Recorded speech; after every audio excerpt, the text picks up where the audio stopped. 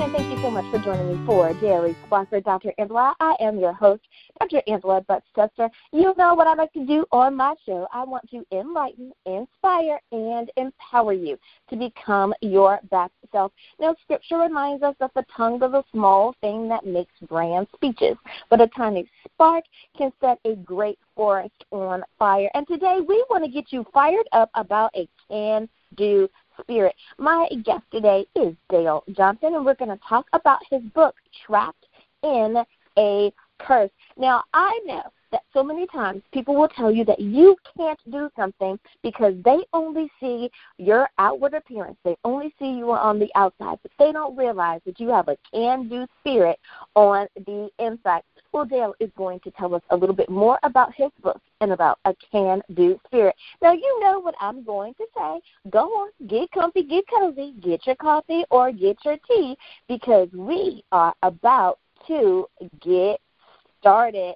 Good morning, Dale. Thank you so much for being on the show today. It's nice to be here. Thank you so much. Now, before we talk about your book, I always give everyone an opportunity to tell us a little bit about themselves. So I'm going to ask you the same. So, Dale, what makes Dale Dale? I don't really know what makes me me. I'm a fairly quiet person.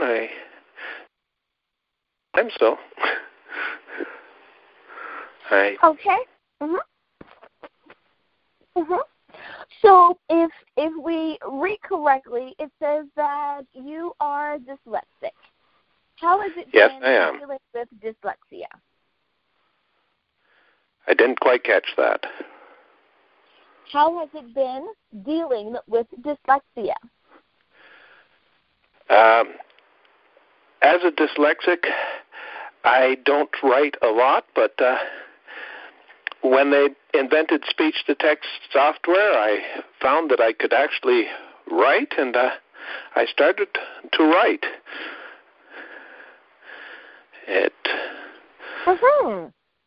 And I love that you were able to do that. I tell you, technology has really and truly made a difference in everyone's world, that it has really been a positive. Now, when we think about being an author, and I do understand that it would be more difficult, of course, dealing with your with dyslexia. Did you always want to be an author, though? Is that something that you wanted to be? You were just trying to figure out how to make it happen? Or did you find that as you matured, that you had a story to tell and you needed to figure out how to tell that story? I think I always wanted to be able to write.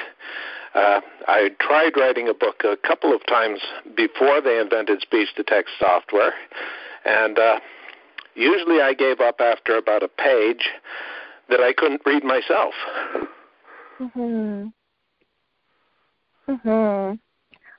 And, you know, I know that there are so many people out there who have to deal with the exact same thing. And because, again, of technology, they're able to realize their dreams, and I love it.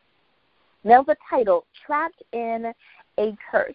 Did you find that the title of the book came to you first and you wrote the book around the title?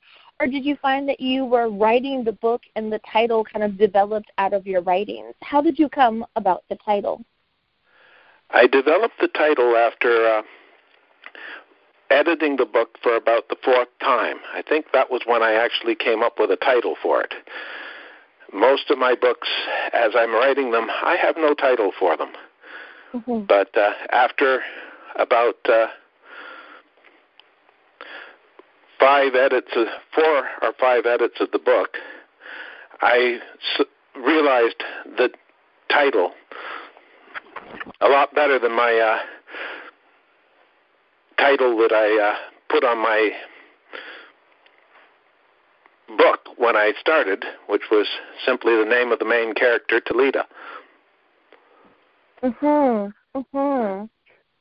know, I love how out of every time I ask an author that, the answer is so interesting because everyone has a different story, but yet there's a similarity in that, oh my goodness, if God would have titled it the other thing, I don't think it would have been as successful. Or the title was okay before, but thank God I wrote down, X, Y, and Z, and that became the title of the book. So I love that. Now, how long did it take for you to complete the writing process? Not necessarily the cover and the publishing and all of that, but just your writing. How long did that take you? Writing the book took me about a year, and editing it took me another 4. So it actually took me 5 years to write the book before I even considered trying to publish it. It still doesn't have a perfect edit. There's still places in the book where my dyslexia thoroughly shows through.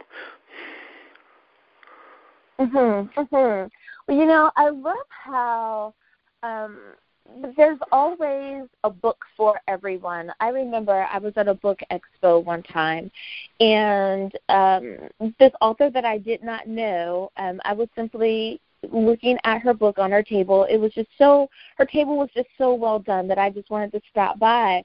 And I remember the gentleman said to her, I've never read a book written the way that you wrote yours. It's like you broke all of the rules. You didn't do anything that our English teachers taught us to do.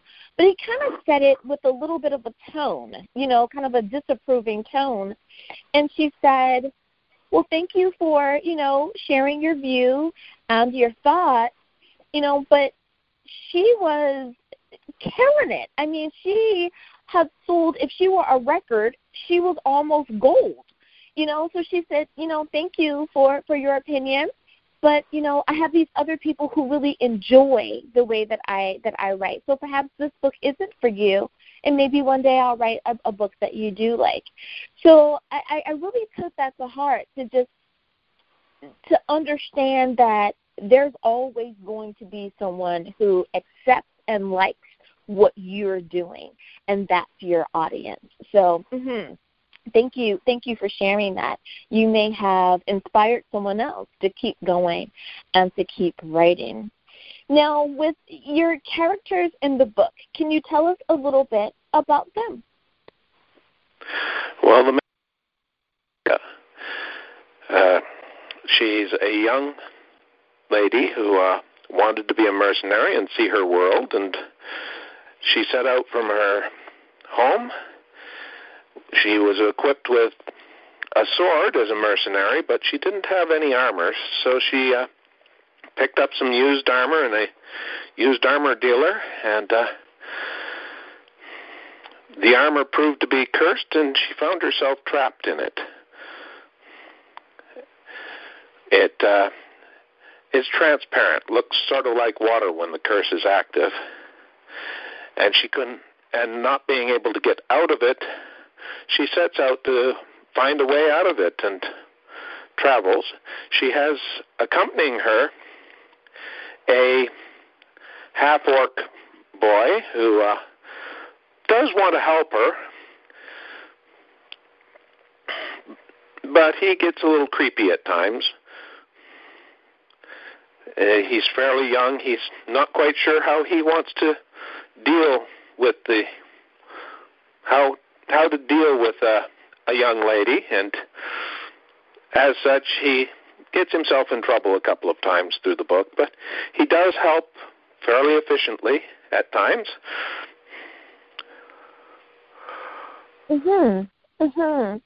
Now, do you have a favorite character in the book, or did you enjoy writing one particular character more than another, perhaps? I do like Avocet, the boy, mostly because he's a very shy person who tends to stay in the background, and he's really difficult to write and actually bring him out into the front. In fact, if there's any other character around, he tends to fade into the background.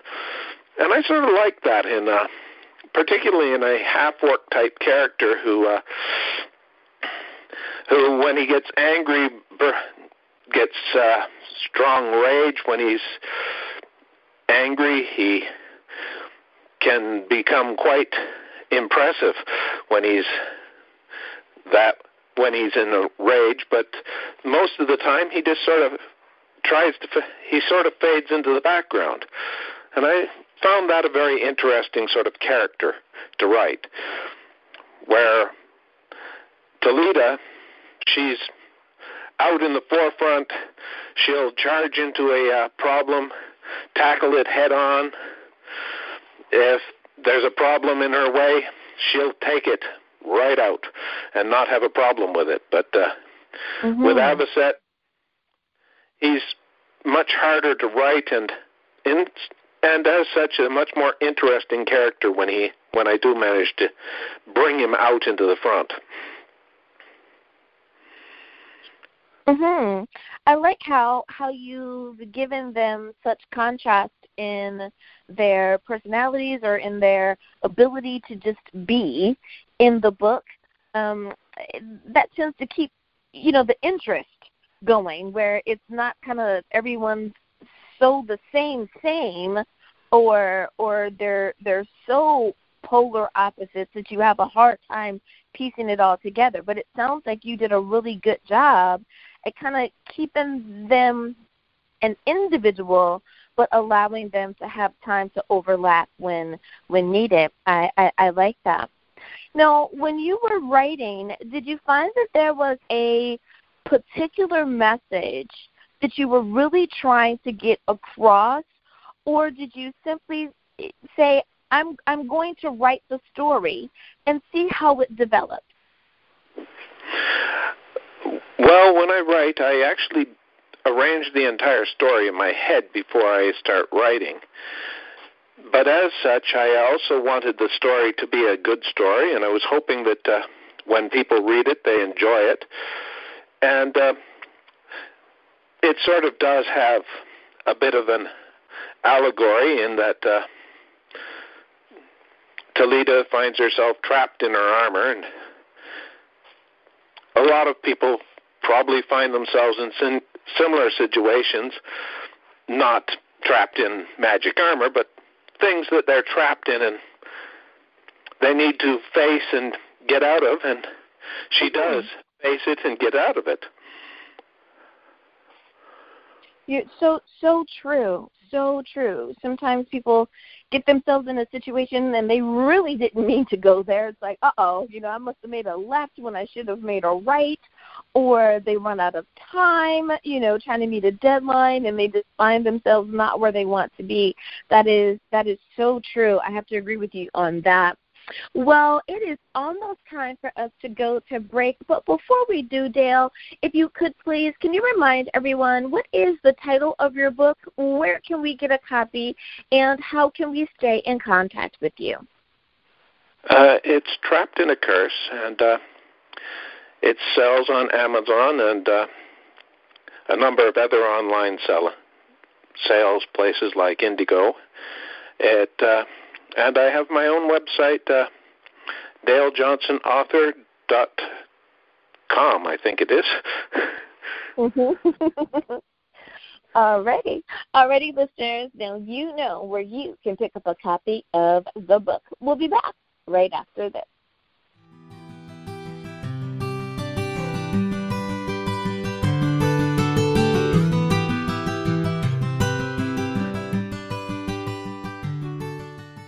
Hi everyone, Dr. Angela here. Did you know that Daily Spark is now on Facebook? That's right, you can visit with me at facebook.com/Daily Spark with Dr. Angela. I want to know more about what you're thinking. I'd love to know which interview did you find the most entertaining or the most informative. I want to talk to you, and I want you to be able to talk to me. Simply visit facebook.com/Daily Spark with Dr. Angela. Discovery. No, just a sec. What would it look like if we listened more?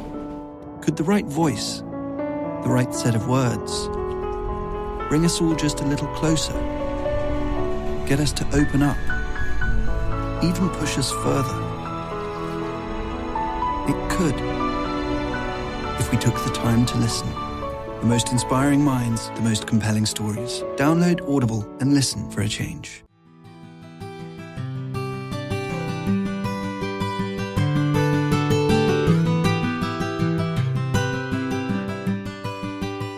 And we are back. Thank you so much for joining me for Daily Spark with Dr. Angela. I am your host, Dr. Angela Butts-Chester. My guest today is Dale Johnson, and we are talking about his book, Trapped in a Curse. Now, I know that is an intriguing title for a book. So I want you to continue to be comfy cozy and sip on that coffee or tea, because we have a lot more to talk about with Dale. So, Dale, my next question for you is, and that is dealing with the type of reader that you wanted for the book. Were you looking for a particular target? And when you were writing, were you thinking about the person that you wanted to be able to read your book? Or did you simply want to make the book available for all persons to be able to read? When I wrote the book, I was thinking I wanted a book that I'd like to read. And as such, I wanted a book that was a complete story. Because I get a book and it's actually just the first part of the story. And you need to get the next book and the next book and the next book and the next book to get your complete story. I don't mind books that have sequels, but I do mind books that you're getting the first part of a story instead of the complete book. And I wanted this book to be a complete book. And I wanted a book that I'd like to read. So I wanted interesting characters and a book that takes place in an interesting location. And I wrote a book that I would like to read, and I hope other people would like to read it as well. I have to agree with you on that one. I find that some people tend to write the book, and before they've written page 2, they know that they're not going to solve anything in this particular book, and they kind of drag it out, so that you're forced to read book number 2 or 3 to come to some type of conclusion. And it's like, well, that might be okay for television, but I do want the book to conclude at least something, so that when I start with book number 2, I feel like, hey, a fresh story or a different thing to tackle. I agree with you on that. Now, what was your inspiration or your motivation for deciding, now is the time that this book needs to be written? I chose to write the book simply because I was getting annoyed that every book that I looked at online could buy seemed to have 3 parts, and they weren't complete stories. You had to have all 3 or you didn't have a complete story. And I felt it was time that I wrote a book that was a complete story. And I kept encountering these books. They were part 1 of 3 or part 1 of 4 or part 1 of 5, and I was finding that quite annoying. And I was also seeing authors who I really didn't think were doing a really good job at keeping track of their plots. They chose to make some fairly stupid decisions in their plots. I probably do the same, but I was seeing authors that I didn't think were particularly good at writing their stories. They'd forget things that they'd done. They'd forget the characters. One, they supposedly had several super intelligent characters in their book, and yet they did something that didn't make a lot of sense to me. You kind of touched on it earlier, and that is there a sequel? Do you plan to write a sequel to Trapped in a Curse? I do sort of have sequels in mind for it, like Trapped in a Curse, they will be a complete story, because Trapped in a Curse doesn't need a sequel to complete any of the story. But actually 2 sequels that I'm thinking about writing. I haven't started on either one. And I have another book that I am writing right now that is related to it, but in some ways takes place in a completely different world, even though it actually overlaps a bit with Trapped in a Curse at the end.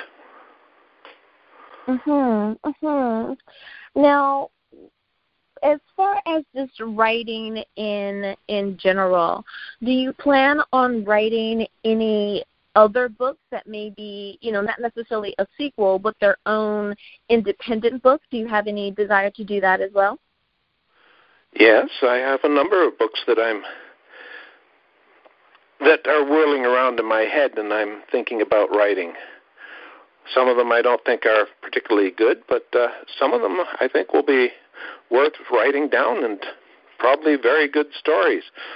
And every time I write a book, of course, I get a whole bunch of other ideas relating to that book that I would like to write down. Now, for so many people, they find that writing is more than just an act of putting words on paper. For some people, they say it's kind of like a religious act, in that they feel a sense of freedom or elation, that it is an experience for them, unlike doing any other thing that they would do in their life. Do you find that being an author, that writing is its own unique experience for you? I find that let's see, how do I put this? that I need to write from time to time. But it sort of, at the same time, is something that I don't want to do at times. But once I sit down and start writing, I have to keep going and going and going. Sometimes I'm dislike writing, and sometimes I like it a great deal. Usually after I start writing, I just have to keep going. But it's getting that first sentence out is almost a battle to get that first sentence out. It took me probably 2 weeks to write the first sentence in Trapped in a Curse, and then I scrapped it and started completely over, and it took me another 3 months before I actually got the first sentence written down. But after that, the rest of the story just sort of flows, and the further I get into it, the faster I write it. I love that. Now, asking questions kind of about your writing habits, and so many times my listeners contact me and say, we want to know more about, how do they do what it is that they do, what the writing process itself.